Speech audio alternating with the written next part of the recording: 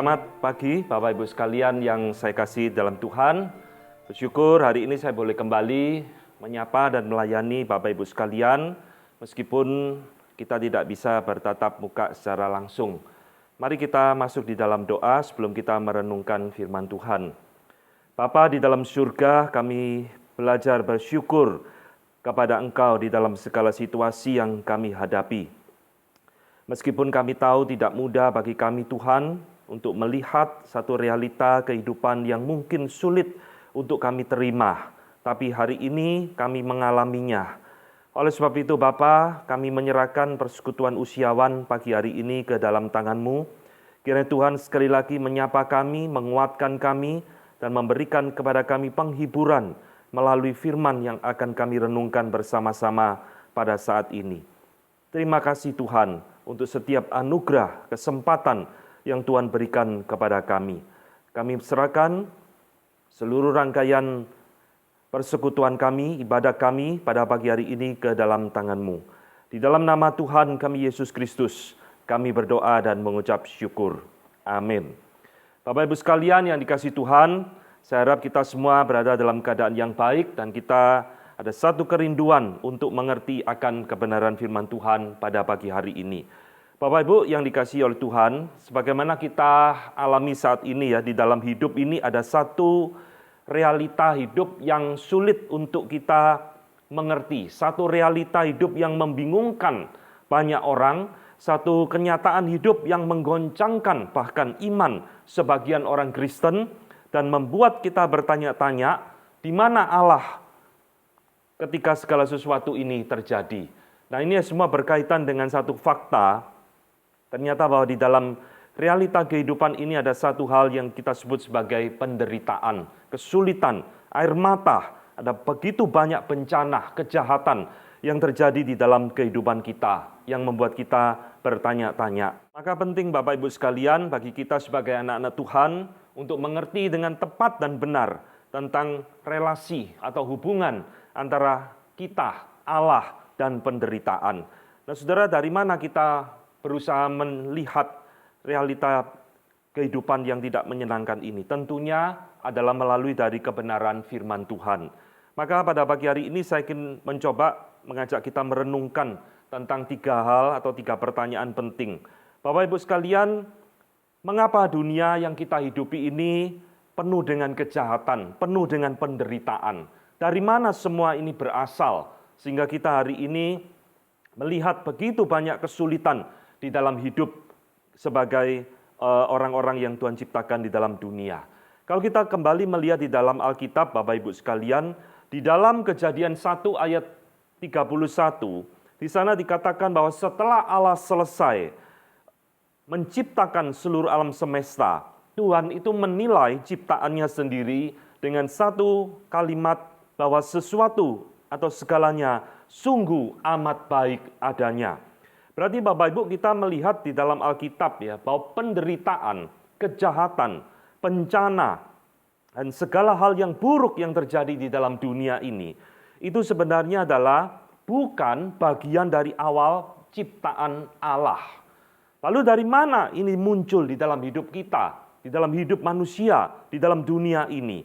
Nah saudara, ini semua kembali berkaitan dengan satu hal, bahwa Alkitab mencatat di dalam Kejadian 3, ketika manusia jatuh di dalam dosa, itulah awal mula munculnya yang disebut dengan penderitaan.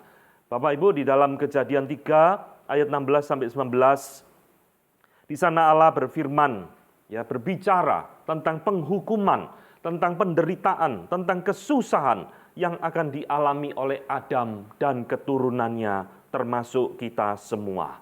Di sana Tuhan mengatakan bahwa semak duri akan menjadi bagian di dalam hidupmu.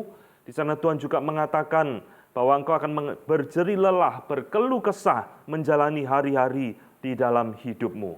Maka saudara-saudara, inilah awal penderitaan manusia di dalam dunia. Dan sekarang kita melihat dunia begitu banyak kekacauan, begitu banyak kesulitan. Itu awalnya dari peristiwa masuknya dosa di dalam hidup manusia. Di dalam Mazmur 90, di sana ada satu Mazmur yang dituliskan oleh Musa. Musa di dalam masa tuanya memberikan satu kesimpulan tentang apa itu hidup. Dan di dalam Mazmur 90 ayat ke-10, di sana Musa mengatakan satu kalimat yang menarik. Bahwa masa hidup kami ini 70 tahun. Kalau kami kuat 80 tahun, kata Musa. Dan kebanggaannya adalah kesukaran dan penderitaan. Bapak Ibu, inilah kesimpulan Musa. Saat menjalani masa hidup bertahun-tahun di dalam dunia, dia menyimpulkan hidup manusia itu adalah kebanggaannya, penderitaan, dan kesukaran. Maka tidak heran kita melihat penderitaan itu muncul sebagai bagian dari realitas kehidupan manusia. Sekaligus ini adalah satu penghukuman Allah atas dosa manusia. Bagian ini Bapak Ibu sekalian adalah bagian yang sangat penting sekali. Bahwa Alkitab mengatakan penderitaan yang ada di dalam dunia ini asalnya atau karena suatu penghukuman dari Allah atas dosa yang dilakukan oleh manusia. Maka kalau kita sudah mengerti bagian ini, oh ternyata kejahatan, penderitaan, kesusahan, air mata, semua itu muncul sebagai satu penghukuman Allah, maka saudara, Allah tidak bisa dipersalahkan dengan adanya penderitaan di dalam dunia ini. Banyak orang bertanya-tanya dan mengeluh dan mempersalahkan Allah. Kenapa Allah membiarkan penderitaan ini ada di dalam dunia? Saudara, hari ini kita belajar ya bahwa penderitaan ini adalah satu penghukuman dari Allah kepada manusia yang berdosa. Jadi bukan Allah yang menciptakan penderitaan itu, saudara. Kalau Adam dan Hawa di hari itu di Taman Eden mereka taat kepada Allah, penghukuman itu tidak ada, penderitaan tidak akan terjadi. Tetapi karena mereka telah memberontak kepada Allah, maka konsekuensi penghukuman Allah itu harus terjadi. Dan yang namanya penghukuman selalu bersifat sesuatu yang tidak menyenangkan. Maka ketika kita melihat realitas di dalam hidup saat ini di tengah-tengah apa yang kita alami beberapa bulan terakhir ini, biarlah kita sebagai anak Tuhan, jangan sekali-kali kita mempersalahkan Allah dengan adanya semua kejadian ini. Kita harus berangkat dari titik pandang Alkitab, Bapak Ibu sekalian, bahwa penghukuman, penderitaan itu karena penghukuman atau akibat dari dosa manusia. Maka prinsip yang kedua yang bisa kita pelajari dari hal ini adalah bahwa penderitaan itu ternyata di dalam Alkitab tidak bersifat kekal. Artinya apa? Artinya tadi saya mengatakan bahwa di awal penciptaan yang namanya penghukuman, penderitaan itu tidak ada. Itu muncul sebagai akibat dosa. Maka Bapak Ibu, penderitaan itu suatu saat akan berakhir. Bila hukuman itu sudah diselesaikan oleh Tuhan, maka penderitaan itu pun juga akan berakhir. Maka kita ketika melihat satu penderitaan di dalam kehidupan, di dalam dunia ini, kita jangan berpikir bahwa itu berasal dari kekekalan dan terus akan berada di dalam kekekalan. Alkitab mengatakan pada waktunya nanti penderitaan di muka bumi ini akan berakhir.